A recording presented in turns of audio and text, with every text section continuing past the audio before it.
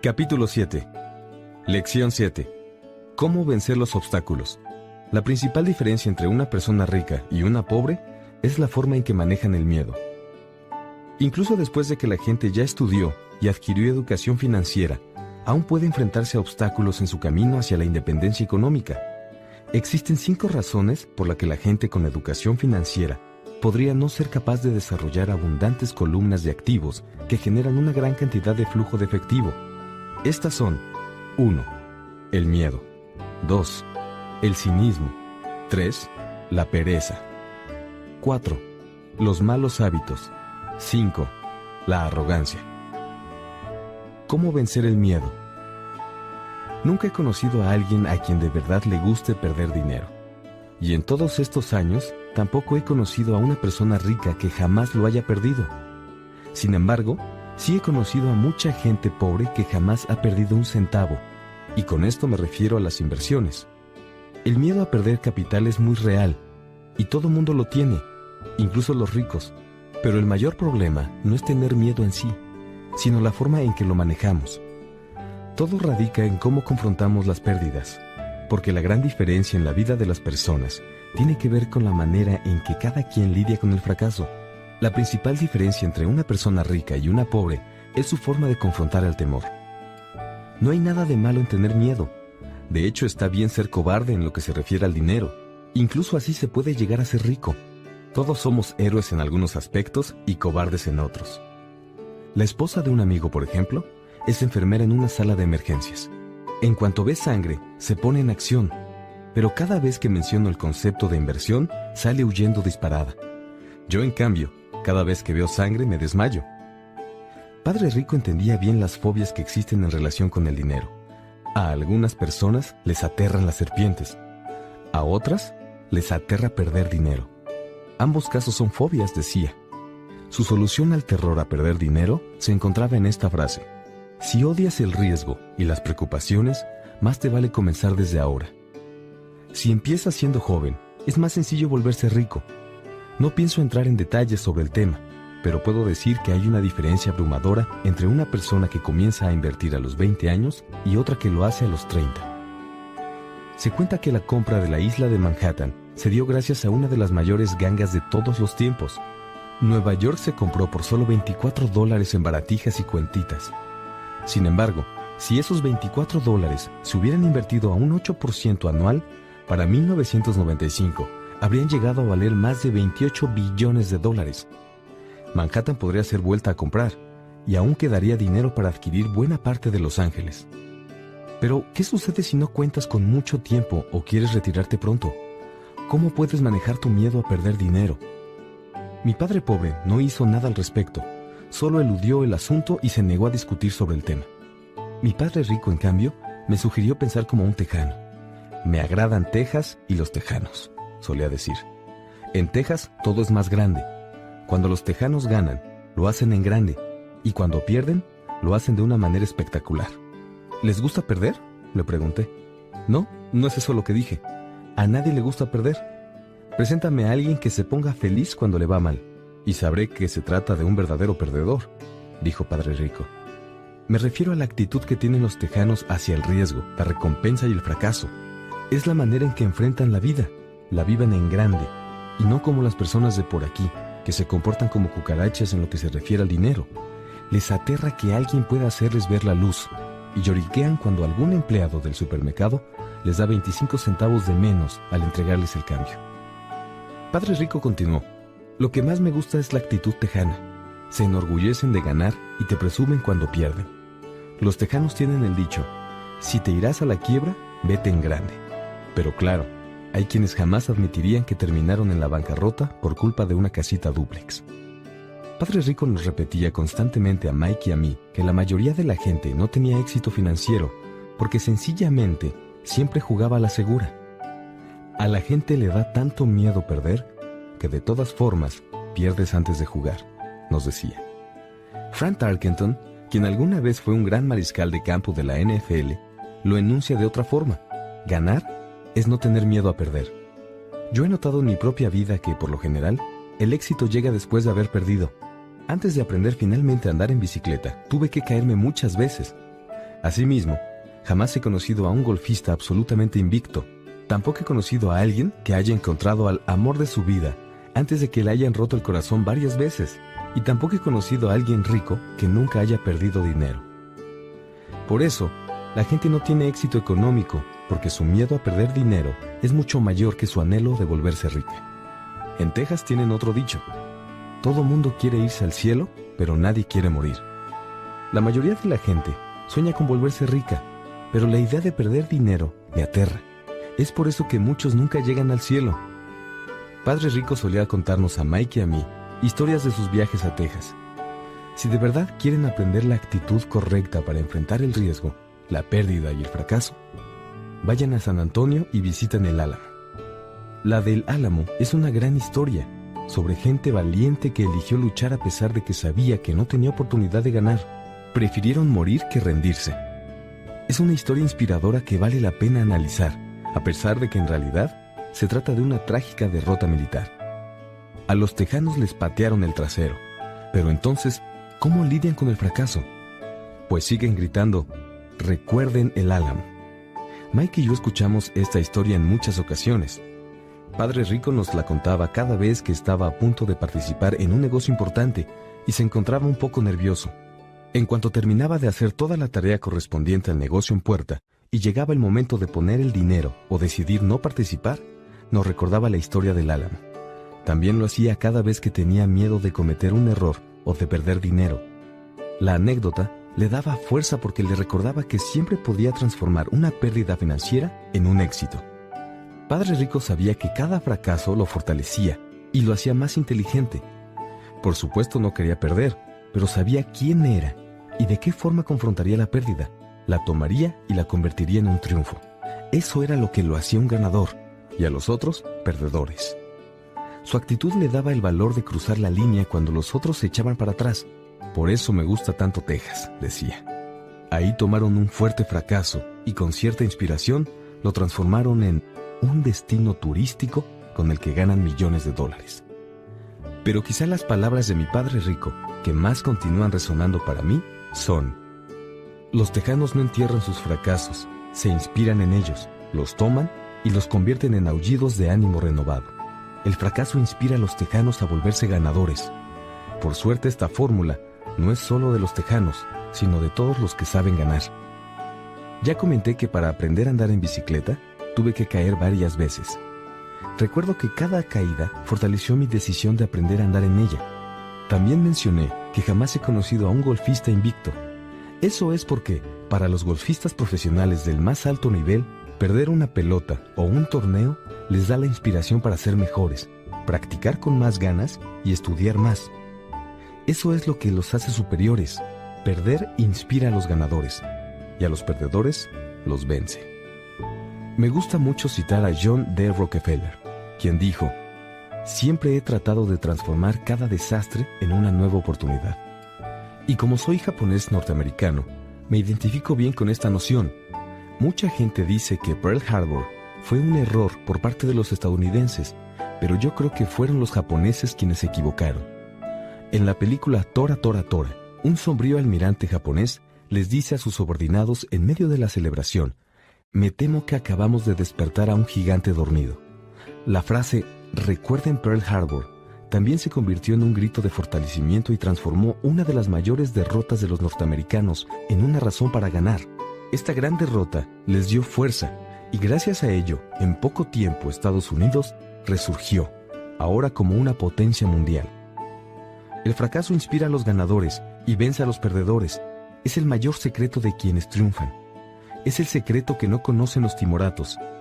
El mayor secreto de quienes tienen éxito es que el fracaso los inspira a ganar y gracias a eso no tienen miedo de perder. Recuerda la frase de Frank Tarkenton: ganar es no tener miedo a perder. La gente como él no tiene miedo a perder porque se conoce bien a sí misma. Son personas que odian que les vaya mal y por eso saben que la derrota solo los alentará a ser mejores. Hay una gran diferencia entre odiar y tener miedo a perder. A la gente le da tanto miedo perder que de todas formas lo hace antes de siquiera jugar. Muchos se quedan en quiebra por culpa de una casita dúplex. Siempre van a la segura en el aspecto económico y nunca juegan en grande. Compran casas y automóviles ostentosos, pero no invierten en serio. El 90% de los estadounidenses tienen problemas económicos porque juega con la intención de no perder, pero en realidad nunca juega para ganar. Casi todos se acercan a asesores financieros, contadores o corredores y compran un portafolio balanceado. La mayoría tiene mucho dinero en certificados de depósito, bonos de bajo rendimiento, fondos mutualistas que pueden ser intercambiados dentro de la misma familia de fondos y algunas acciones individuales. Es un portafolio seguro y prudente, pero no sirve para ganar en serio. Es lo que compraría alguien que juega con la intención de no perder. Pero no me malinterpretes, el que acabo de describir es tal vez un mejor portafolio que el que tiene el 70% de la población, y eso es lo que más me asusta. Digamos que es una combinación perfecta para alguien que disfruta de la seguridad, pero jugar sin riesgos y de una manera equilibrada con un portafolio de inversiones no es la manera en que los inversionistas exitosos se lanzan a la batalla. Si tienes poco dinero y quieres volverte rico, primero tienes que enfocarte, es decir, dejar de ser equilibrado. La gente equilibrada no llega a ningún lado, solo permanece en un lugar. Para avanzar, primero tienes que desbalancearte un poco. Tan solo observa la forma en que avanzas al caminar. Thomas Edison no era una persona con equilibrio, más bien estaba enfocado. Bill Gates tampoco tenía equilibrio, sino enfoque. Donald Trump es un hombre bien enfocado. Lo mismo sucede con George Soros. George Patton no abrió la alineación de sus tanques, los enfocó e hizo volar los puntos vulnerables de la ofensiva alemana. Los franceses extendieron la línea Maginot, y bueno, ya saben qué le sucedió. Si deseas volverte rico, tienes que enfocarte. No hagas lo mismo que los pobres y la clase media, que ponen algunos huevos en muchas canastas. Coloca muchos huevos en pocas canastas y enfócate. Recuerda el significado de las siglas FOCUS. En inglés, Follow One Course Until Successful. Sigue un solo camino hasta alcanzar el éxito. Si odias perder, entonces juega a la segura. Si perder te debilita, no te arriesgues. Solo invierte de manera equilibrada. Si tienes más de 25 años y te aterra la idea de correr riesgos, entonces no cambies. Juega a la segura, pero empieza pronto. Comienza a acumular huevos en el nido lo antes posible, porque te tomará más tiempo. Pero si acaso sueñas con la libertad, con escapar de la carrera de la rata, lo primero que tienes que preguntarte es, ¿cómo reacciono ante el fracaso? Si el fracaso te inspira a ganar, tal vez debas lanzarte, pero solo tal vez. Si en cambio te debilita o te hace perder la cordura como a los niños malcriados que les hablan a sus abogados para interponer una demanda cada vez que las cosas no salen como esperaban, entonces juega a la segura. No renuncies a tu empleo o compra bonos y fondos mutualistas. Pero recuerda que también esos instrumentos presentan riesgos financieros a pesar de lo inocuos que parecen ser. Te digo todo esto, y mencioné a Texas y a Frank Tarkenton, porque creo que acumular activos es algo sencillo. En realidad es un juego que no exige de grandes aptitudes ni de mucha educación. Con las matemáticas que aprendiste hasta quinto de primaria, puedes hacerlo, pero vas a necesitar mucha actitud. Se requiere de agallas, paciencia y una personalidad dispuesta a lidiar con el fracaso. Los perdedores siempre evitan perder, pero el fracaso es lo que produce ganadores. Recuerda el álamo. ¿Cómo vencer al cinismo? El cielo se cae, el cielo se cae. Casi todos conocemos la historia del pollito de la fábula, mejor conocido como Chicken Little, que corrió por todo el corral para advertir a los otros sobre la inminente catástrofe. También conocemos a gente que se comporta de esa manera. Y es que dentro de cada uno de nosotros hay un Chicken Little. A veces se requiere de mucho valor para no permitir que los rumores y los comentarios negativos y pesimistas te llenen de dudas y temor. Pero un inversionista experimentado sabe que los que parecen ser los peores tiempos son en realidad los mejores para hacer dinero. Cuando toda la demás gente tiene demasiado miedo de actuar, los inversionistas jalan el gatillo y reciben su recompensa. Hace algún tiempo, un amigo llamado Richard vino de Boston para visitarnos a Kim y a mí en Phoenix, y quedó muy impresionado con lo que vio que habíamos logrado con acciones y bienes raíces. Los precios de los inmuebles en Phoenix se encontraban deprimidos. Pasamos 2 días mostrándole lo que nos pareció que eran excelentes oportunidades para conseguir flujo de efectivo y apreciación de capital. Ni mi esposa ni yo somos corredores de bienes raíces, somos inversionistas. Tras identificar una casita en una comunidad vacacional, llamamos a un agente que se la terminó vendiendo a Richard esa misma tarde. El precio era de $42,000 por una propiedad de 2 habitaciones. Había otros inmuebles de características similares que se estaban ofreciendo por $65,000. Richard había encontrado una ganga. Emocionado, adquirió la casita y volvió a Boston. 2 semanas después, nos llamó el corredor para avisarnos que nuestro amigo se había echado para atrás. Lo llamé de inmediato para preguntarle la razón. Lo único que me dijo fue que había hablado con su vecino y que éste le había dicho que era un mal negocio, que estaba pagando demasiado. Le pregunté a Richard si su vecino era inversionista. Me dijo que no. Entonces le pregunté por qué le había prestado atención, y mi amigo se puso a la defensiva y dijo que quería seguir buscando. El mercado de bienes raíces de Phoenix dio un revés, y unos años más tarde, esa pequeña casita se rentaba por $1,000 al mes y $2,500 en los meses pico de invierno. El inmueble había llegado a costar $95,000. Richard solo habría tenido que dar $5,000 para comenzar a salir de la carrera de la rata. Hasta la fecha, no ha hecho nada. La verdad es que no me sorprendió que Richard se retractara. A eso se le llama arrepentimiento del comprador, y nos afecta a todos. El pollito ganó y la oportunidad de alcanzar la libertad se esfumó. Te daré otro ejemplo. Tengo una pequeña parte de mis activos en certificados de gravamen impositivo, en lugar de en certificados de depósito. De esta manera, obtengo una tasa del 16% anual por mi dinero, la cual ciertamente es superior a las tasas que ofrecen los bancos sobre los certificados. A los certificados de gravamen impositivo los respaldan y aseguran los bienes raíces y cuentan con el refuerzo de la legislación estatal. Todo esto también es mejor que lo que ofrecen los bancos. La fórmula con que se adquieren los hacen seguros. Lo único que les hace falta es liquidez. Por eso los veo como certificados de depósito en un esquema de 2 a 7 años. Casi cada vez que le digo a alguien que tengo mi dinero en esta modalidad, y en especial si ese alguien tiene certificados de depósito, me dice que lo que hago es peligroso y que debería buscar otra opción. Entonces yo le pregunto a esa persona de dónde sacó su información, y su respuesta es que la obtuvo de un amigo o de una revista de inversiones. Es decir, es algo que jamás han hecho y están tratando de decirle a alguien que si se está aventurando, que no debería hacerlo. El rendimiento más bajo que acepto es del 16%, pero la gente está llena de dudas y está dispuesta a aceptar algo todavía muy por debajo de esa cifra. Evidentemente, la duda es muy costosa. Lo que trato de decir es que todas esas dudas y cinismo son lo que mantienen a la gente jugando a la segura. El mundo real está a la espera de que te vuelvas rico, pero las dudas podrían hacerte fracasar. Como ya dije, salir de la carrera de la rata es técnicamente sencillo porque no se necesita demasiada educación. No obstante, las dudas se convierten en verdaderos impedimentos para mucha gente. Los cínicos nunca ganan, decía Padre Rico. El miedo y la duda desenfrenada producen cínicos. Los cínicos critican y los ganadores analizan. Este era otro de sus refranes favoritos. Padre Rico nos explicaba que la crítica podía cegarnos, en tanto que el análisis abriría nuestros ojos.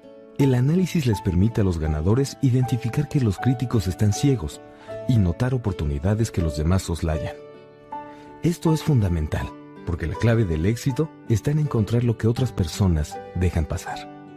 Los bienes raíces son una sólida herramienta de inversión para cualquier persona que esté tratando de conseguir su independencia o libertad financiera.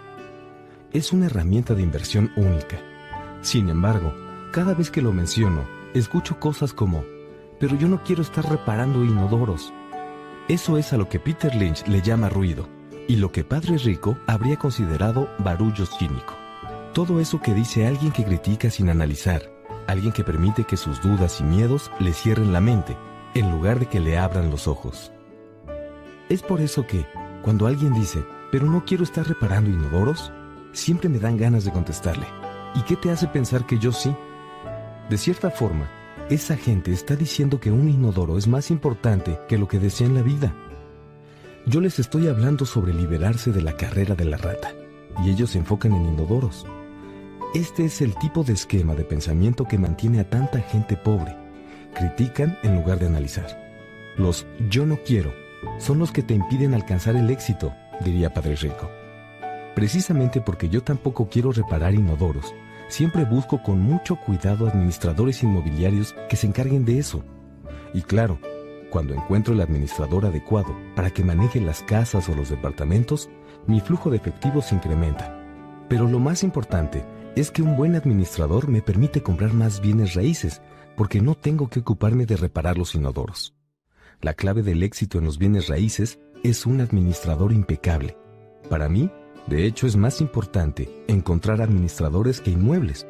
Además, es común que un buen administrador se entere de excelentes negocios inmobiliarios, incluso antes de que lo hagan los corredores, lo cual los hace todavía más valiosos.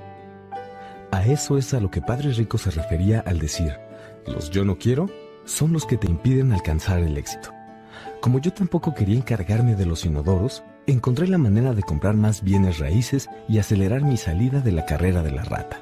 Con frecuencia, la gente que sigue diciendo, no quiero reparar inodoros, se niega a sí misma la oportunidad de aprovechar este vigoroso vehículo de inversión.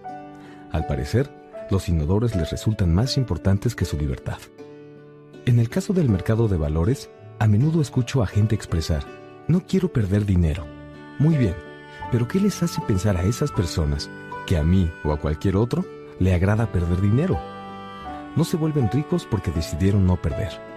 En lugar de analizar, cierran su mente frente a otro importante vehículo, el mercado de valores. En una ocasión, iba con un amigo y pasamos por la gasolinería de nuestro vecindario. Mi amigo se fijó en los precios y notó que el de la gasolina estaba subiendo, y por tanto, también el del petróleo. Debo decir que mi amigo es un manojo de nervios, o un chicken little, si prefieres llamarlo así. Para él, el cielo siempre está a punto de caerse, y por lo general, se cae sobre él. En cuanto llegamos a casa me enseñó todas las estadísticas que demostraban que el precio del petróleo iba a subir en los siguientes años. Eran estadísticas que yo jamás había visto, a pesar de que era dueño de una cantidad interesante de acciones de una compañía petrolera en operación. Con esa información, de inmediato, comencé a buscar una nueva compañía petrolera. Rápidamente, encontré una empresa subestimada que estaba a punto de encontrar depósitos petroleros. A mi corredor de bolsa le emocionó mucho el hallazgo y compró 15,000 acciones a 65 centavos cada una. 3 meses después, ese mismo amigo y yo fuimos a la misma gasolinería y tal como él predijo, el precio del galón había aumentado en casi 15%. Una vez más, Chicken Little se preocupó y empezó a quejarse. Yo sonreí porque, un mes antes, la pequeña compañía encontró petróleo y mis 15,000 acciones incrementaron su precio a más de $3 cada una, desde el momento en que mi amigo me hizo notar que la gasolina subiría de precio. Y si todo lo que me dijo es verdad, los aumentos no se detendrán. Verás, si la gente entendiera cómo funcionan las órdenes stop loss en la inversión en el mercado bursátil, por ejemplo, habría más personas invirtiendo para ganar en lugar de para no perder. Una orden stop es, en pocas palabras, un mando electrónico que vende tus acciones automáticamente si el precio empieza a bajar, minimizando así las pérdidas y maximizando algunas ganancias. Es una excelente herramienta para aquellos a quienes les aterra perder. Por eso, cada vez que escucho que alguien se enfoca en sus yo no quiero, en lugar de concentrarse en lo que sí le interesa, sé que lo hace porque trae mucho ruido en la cabeza. Chicken Little se apoderó de su cerebro y grita: el cielo se está cayendo y los inodoros están descompuestos. Estas personas eluden detalles sórdidos como los inodoros, pero el precio que pagan es demasiado alto. Quizá no consigan lo que desean en la vida. En lugar de permitirles analizar, el Chicken Little que habita en ellos los obliga a cerrar la mente. Por suerte, Padre Rico me enseñó a lidiar con Chicken Little. Solo haz lo que hizo el coronel Sanders. A los 66 años, perdió su negocio y empezó a vivir con la ayuda de Seguridad Social. Pero eso no era suficiente para él. El coronel comenzó a viajar por el país para vender su receta de pollo frito. La gente lo rechazó 1009 veces antes de que alguien se interesara en comprarla. Entonces, se convirtió en multimillonario a una edad en que la mayoría de la gente renuncia a todo. Fue un hombre valiente y tenaz. Así describió Padre Rico a Harlan Sanders. Por eso, cuando tengas dudas y un poco de miedo, haz lo que el coronel Sanders le hizo a su Little Chicken. Lo frió en aceite. ¿Cómo vencer la pereza? La gente de negocios suele ser la más perezosa. Todos hemos escuchado anécdotas sobre el hombre que trabaja mucho para ganar dinero. Trabaja con ahínco para darles a su mujer y a sus hijos lo que necesitan. Pasa muchas horas en la oficina y los fines de semana también lleva trabajo a casa. Un día llega a su hogar pero lo encuentra vacío. Su esposa se fue y se llevó a los niños. Sabía que habían tenido algunos problemas como todas las parejas, pero en lugar de esforzarse por hacer que la relación se fortaleciera, se mantuvo muy ocupado en la oficina. Luego, como se encontraba abatido, su desempeño en el trabajo disminuyó y el hombre perdió su empleo. A menudo conozco gente que está demasiado ocupada para cuidar su riqueza, y también hay personas que están demasiado ocupadas para cuidar su salud. La causa siempre es la misma. Tienen mucho trabajo, están ocupados y permanecen así para no atender algo importante. Nadie tiene que explicarles nada porque, en el fondo, saben lo que está sucediendo. De hecho, si les señalas la situación, suelen enojarse o irritarse en respuesta. Si no están ocupados en el trabajo o con los niños, están ocupados viendo televisión, pescando, jugando golf o haciendo compras. A pesar de todo, saben que es solo una estrategia para eludir algo importante. Es la forma más común de pereza, la pereza que te mantiene demasiado ocupado. Pero entonces, ¿cuál es el remedio para esta situación? La respuesta es un poquito de avaricia. En general, cuando nos educaron de niños nos enseñaron que la avaricia, la codicia o el hecho de desear algo era negativo. La gente avariciosa es mala, solía decir mamá. No obstante, en nuestro interior, todos tenemos el anhelo de poseer cosas bonitas, nuevas o emocionantes. Para mantener ese anhelo controlado, nuestros padres encuentran formas de suprimirlo a través de la culpa. Solo piensas en ti mismo. ¿Qué no te das cuenta de que tienes hermanos y hermanas? Era una de las frases favoritas de mi mamá. ¿Quieres que te compre eso? Era de las favoritas de mi padre. ¿Crees que soy la gallina de los huevos de oro? ¿Acaso piensas que el dinero crece en los árboles? No somos ricos, ¿sabes? Lo que más me molestaba no eran las palabras, sino la iracunda sensación de culpa que las acompañaba. Y ya para rematar la sensación, te decían, me estoy sacrificando en la vida para comprarte esto, pero lo hago porque yo nunca tuve la oportunidad de tener algo así cuando fui niño. Tengo un vecino que se encuentra en la pobreza más absoluta, pero no puede estacionar su coche en su garage porque está repleto de juguetes para sus hijos. Esos malcriados tienen todo lo que piden. Es que no quiero que sientan lo que es querer algo y no poder tenerlo, me dice el vecino todos los días. No ha ahorrado nada para la universidad de sus hijos ni para su propia jubilación. Pero los niños tienen todos los juguetes que se han fabricado en el mundo. Hace poco, el hombre recibió una nueva tarjeta de crédito por correo y los llevó a Las Vegas. Lo hago por los niños, explicó con cara de estar haciendo un gran sacrificio. Padre Rico nos prohibía decir, no puedo darme el lujo, aunque en casa era lo único que escuchaba. Padre Rico hacía que nos preguntáramos, ¿qué puedo hacer para darme el lujo? Creía que la frase, no puedo darme el lujo, cerraba tu mente, mientras que la pregunta, ¿qué puedo hacer para darme el lujo?, la abría a nuevas posibilidades. Pero aún más importante, afirmaba que frases como, no puedo darme el lujo, o no puedo permitírmelo, eran mentira. El espíritu humano lo sabe. El espíritu humano es muy poderoso, nos explicaba. Él sabe que puede lograr cualquier cosa. La cuestión es que si tu mente es perezosa y dice, no puedo darme el lujo, en tu interior se empieza a librar una batalla. Tu espíritu se enoja y la mente perezosa se empeña en defender su mentira. El espíritu grita, levántate, vamos al gimnasio a hacer ejercicio. Y la mente perezosa contesta, pero estoy cansado, hoy trabajé mucho. O tal vez el espíritu humano dice, estoy harto, cansado de ser pobre, salgamos y volvámonos ricos. A lo que la mente perezosa responde, la gente rica es avariciosa, además implica demasiado trabajo, no es seguro, podría perder dinero, ya trabajo mucho en la situación en que me encuentro, además tengo otros pendientes, mira lo que tengo que hacer esta noche, mi jefe quiere que lo termine para mañana. La frase, no puedo darme el lujo, también provoca tristeza e impotencia, que en poco tiempo conducen al abatimiento e incluso a la depresión.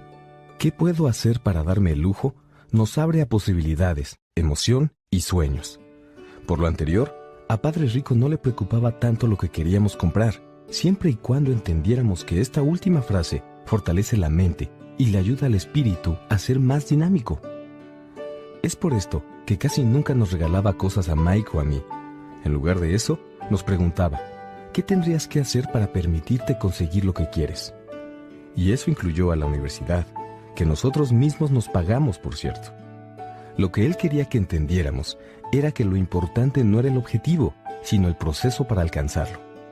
El problema que veo en la actualidad es que hay millones de personas que se sienten culpables por tener anhelos o por ser codiciosos. Es algo que les inculcaron en la infancia. Al mismo tiempo que desean tener lo mejor que se puede conseguir en la vida, su subconsciente, condicionado en la infancia, dice: no puedo comprar eso, o jamás voy a poder comprármelo. Yo decidí que quería escapar de la carrera de la rata porque, en realidad, esa fue mi respuesta a la pregunta: ¿qué puedo hacer para darme el lujo de no volver a trabajar jamás? Mi mente empezó a generar respuestas y soluciones. Lo más difícil fue enfrentarme al dogma de mis verdaderos padres. No podemos pagar eso. Deja de pensar solo en ti mismo. ¿Por qué no puedes pensar en los demás? Ellos usaron estas y otras frases similares para infundirme un sentimiento de culpabilidad y así suprimir mi avaricia. Pero entonces, ¿cómo se vence la pereza? La respuesta es, una vez más, con un poquito de avaricia. Esto significa que debes preguntarte: ¿y qué hay para mí? Todas las personas necesitan sentarse y cuestionarse a sí mismas. ¿Cómo sería mi vida si no tuviera que volver a trabajar nunca más? ¿Qué haría si tuviera todo el dinero que necesito? Si no se cuenta con ese poquito de deseo de tener algo mejor, es imposible progresar.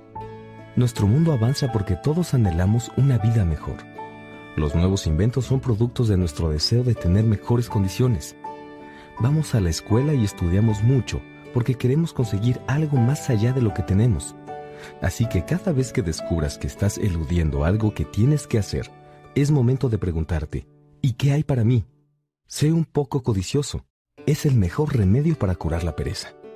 Pero también recuerda que todo en exceso es malo. En la película Wall Street, Michael Douglas dijo: la avaricia es buena. Padre Rico lo articuló de otra manera: la culpa es peor que la avaricia, porque la culpa le roba el alma al cuerpo. Pero creo que Eleanor Roosevelt lo expresó aún mejor: haz lo que tu corazón te diga que es lo correcto, porque de todas formas te van a criticar. Mal si lo haces y mal si no lo haces. ¿Cómo superar los malos hábitos? Más que de la educación que recibimos, nuestras vidas son reflejo de nuestros hábitos.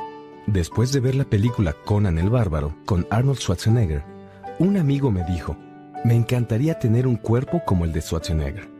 Casi todos los demás asintieron porque estaban de acuerdo. Yo llegué a escuchar que antes era muy flaco y enclenque, agregó otro. Sí, yo también supe eso, dijo uno más. Escuché que tiene el hábito de ejercitarse casi todos los días en el gimnasio. Ajá, supongo que tiene que hacerlo siempre. Nah, interpuso el cínico del grupo. Podría apostar a que nació así. Pero dejemos de hablar de Arnold y vayamos por unas cervezas. Lo anterior es ejemplo de cuando los hábitos controlan el comportamiento. Recuerdo que en una ocasión le pregunté a Padre Rico sobre los hábitos de los ricos. En lugar de contestarme enseguida, prefirió que yo aprendiera por medio de un ejemplo, como de costumbre. ¿Cuándo paga tu padre sus recibos y cuentas?, preguntó Padre Rico. El primer día del mes, contesté. ¿Y le queda algo después de eso?, continuó. Muy poco, contesté. Por eso es que siempre está batallando, dijo Padre Rico. Tiene malos hábitos. Tu padre les paga primero a todos los demás y a él se paga al último, y solo si le queda algo, cosa que normalmente no sucede, añadí. Pero tiene que pagar lo que debe, ¿no es cierto? ¿Me está diciendo que no debería pagar los servicios? Por supuesto que no, contestó Padre Rico. Creo firmemente en que se deben pagar las deudas a tiempo. Es solo que yo me pago primero a mí mismo, incluso antes de pagarle al gobierno. ¿Pero qué pasa si no tienes suficiente dinero?, pregunté. ¿Qué hace entonces? Lo mismo, me dijo. Siempre me pago a mí primero, incluso si ando corto de recursos. Mi columna de activos es más importante que el gobierno. Pero, insistí, ¿qué no lo pueden meter a la cárcel? Sí, si no pagas, sí, dijo Padre Rico. Yo no dije que no pagaras, solo dije que hay que pagarse a uno mismo, incluso cuando el dinero es poco. Pero, continué, ¿cómo hace eso? No se trata de cómo, la pregunta es ¿por qué?, dijo Padre Rico. Está bien, ¿por qué? Por la motivación, me explicó. ¿Quién crees que se quejará más si no pago? ¿Yo o mis acreedores? Definitivamente los acreedores harán más barullo, respondí a algo muy obvio. Si usted no se pagara, no diría nada, no reclamaría. Entonces ahora entenderás que después de pagarme a mí mismo, La presión a pagarles a mis acreedores será tan fuerte que me obligará a buscar otras fuentes de ingreso. La presión de pagar se convierte entonces en mi mayor motivación. Yo he trabajado en empleos adicionales, he fundado otras compañías, he hecho intercambios en el mercado de valores y prácticamente cualquier otra cosa con tal de evitar que mis acreedores empiecen a gritarme. La presión me hizo trabajar más duro, me forzó a pensar y en general me hizo más inteligente y activo en lo que se refiere al dinero. Si me hubiera pagado al final, no habría sufrido la presión, pero estaría en bancarrota. Entonces, ¿lo que a usted lo motiva es el miedo al gobierno o a las otras personas a las que les debe dinero? Correcto, contestó Padre Rico. Verás, los recaudadores de impuestos del gobierno son unos bravucones. Todos los cobradores lo son en general, y por eso la mayoría de la gente cede ante ellos y les paga primero sin haberse pagado a sí misma. ¿Ya conoces la historia del debilucho de 45 kilos al que le arrojan arena en la cara? Asentí. He visto ese anuncio de levantamiento de pesas y clases de fisiculturismo que vienen en las historietas cómicas toda mi vida. Bien, pues la mayoría de la gente permite que los bravucones le arrojen arena al rostro. Yo decidí usar el miedo al bravucón para hacerme más fuerte. Otros solo se debilitan. El hecho de forzarme a pensar cómo ganar dinero adicional es como ir al gimnasio a levantar pesas. Entre más entrene mis músculos mentales del dinero, más fuerte seré. Ahora ya no les tengo miedo a esos bravucones. Me gustó lo que me dijo Padre Rico. Entonces, si me pago a mí primero, me fortalezco en los aspectos financiero, mental y fiscal. Padre Rico asintió. Y si me pago al final, o no me pago nada, me debilito. Y entonces los jefes, gerentes, recaudadores de impuestos, cobradores y caseros me mangonean toda la vida, solo porque no tengo buenos hábitos monetarios. Padre Rico volvió a asentir, como el debilucho de 45 kilos. ¿Cómo vencer la arrogancia? Lo que sé me sirve para generar dinero. Lo que no sé me hace perderlo.